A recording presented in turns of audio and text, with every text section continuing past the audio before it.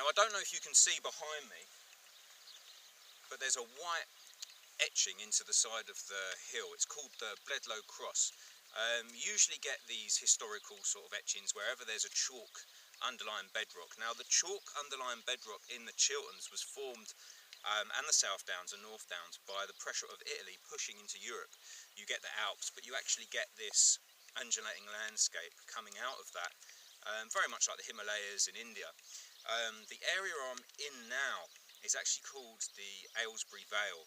Now the Aylesbury Vale is a flat area, usually known as the southern limit of the last glacification.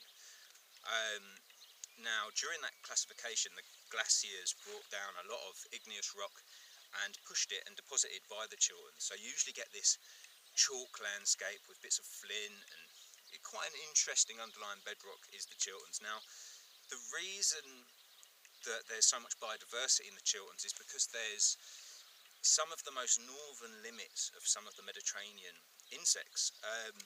The chalk heats up and actually keeps this area a lot warmer than other places in the rest of the UK. It's got actually a sort of microclimate, and a lot of the Mediterranean insects actually find their northernmost limit in this part of the Chilterns. Now, one of the things that keep us big cat researchers going is the fact that we get many reports. Sometimes within a week we get, 3 reports of the same thing from different sources. This all points towards large cat activity. All the people that say, the papers, there's this big Essex furore, there's an Essex lion, and then it goes away and it's just a pussycat. I've heard this story so many times now, it gets kind of boring. Guys like us who actually get fed reports, we get a lot of consistency, and it's that consistency, that sort of keeps us going. Now, a lot of people out there, like the papers, they sort of mock the research, and there's a lot of guys out there, even within the research community, that sort of say, we're not big cat experts. I mean, one paper said that I was a big cat expert, and I had to shy away from that.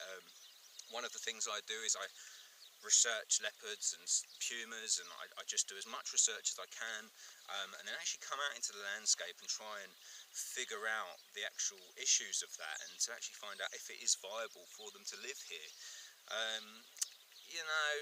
In the past and recently we've had a lot of criticism, guys, perhaps who work in zoos and work with big cats, and they're very quick to sort of say, I've worked with these big cats every day, and these guys haven't got a clue, they don't know anything about big cats, and I think that's a little bit harsh, because, just because you work with big cats every day in a zoo, it doesn't really necessarily mean that you're going to know everything about big cats in the wild. An animal in a cage is not going to act the same way as an animal in the wild. So I really play down these guys and this criticism we get, especially from these people that work in zoos. One of the things we do is we go out and we look for evidence. We're not sitting behind a desk and really forcing, our views on people. If guys are going to go out and research and take sightings, they probably know more about the specific cats in their area than somebody perhaps who's just works in a zoo. On one of the Monster Quest series, there was a lady, I think it was Black Beast of Exmoor, and she was a so-called big cat expert. Well, I'm sure she's very credible and knows a lot of things about the cats that she takes care of, but how can she force her opinions of cats in an environment which she has no knowledge of? The BBC 2 documentary that was on recently about the leopards in India, what the guy found was there was a specific part of northern India where the leopards were man-eaters, and only 40 miles away there were leopards that sort of hung around in big groups. And the local guy there, who was an enthusiast of the leopards, said, in every textbook you read that leopards are solitary, they have huge territories, and here, look, there's 8 leopards just sitting there up on the ledge, and they come really close to us in the village, and we don't really see them as a problem. So a lot of the books a lot of the information on leopards, I believe, still hasn't been written. You know, different geographic locations can prompt different behaviour, and I think it's really, really unscientific when we start pointing the finger and saying, these guys don't know what they're talking about. You know, I think that's really, really harsh. And, you know, we have to think, who is a big cat expert? Well, there's quite a culture, especially in the West, that, you know, if you read out of a textbook, or you have a degree, or you have a master's degree in biology or zoology, you know what you're talking about. Well, that's fine, you know, and I don't want to knock people with degrees. You know, I really respect the British academia and the university systems. I think we're very sophisticated process there. But, you know, we've had this problem before in other parts of the world where PhDs sit behind their desk and spout off why things can't and cannot be real.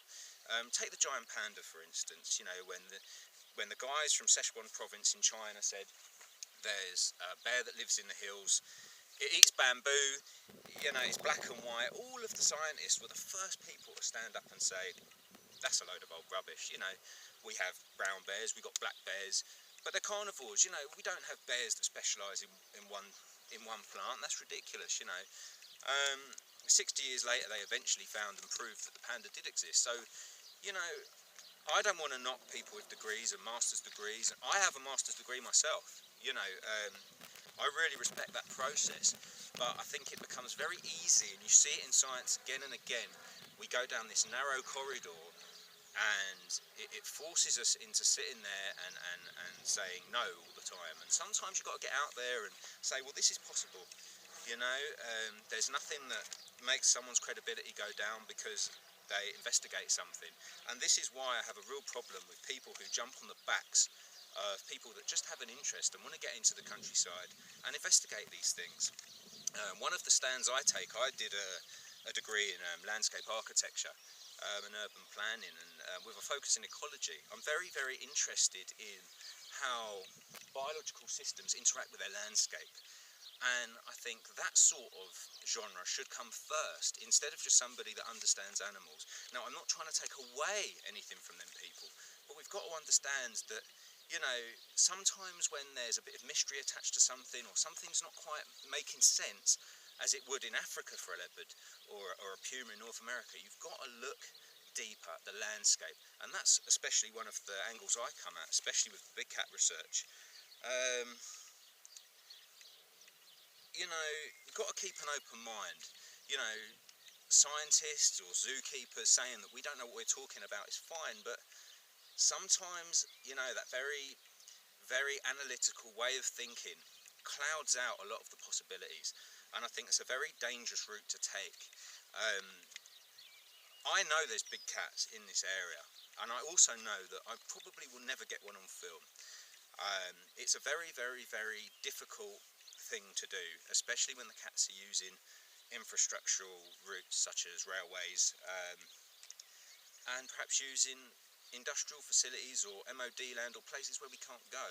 So I just really want to really enhance that fact. You know, it's enthusiasm and getting out there and working with the landscape and not being narrow-minded and closed off to the possibilities is the way forward. If the scientists would have discovered anything, they would have done it by now. We've had guys from Africa that have come up with nothing.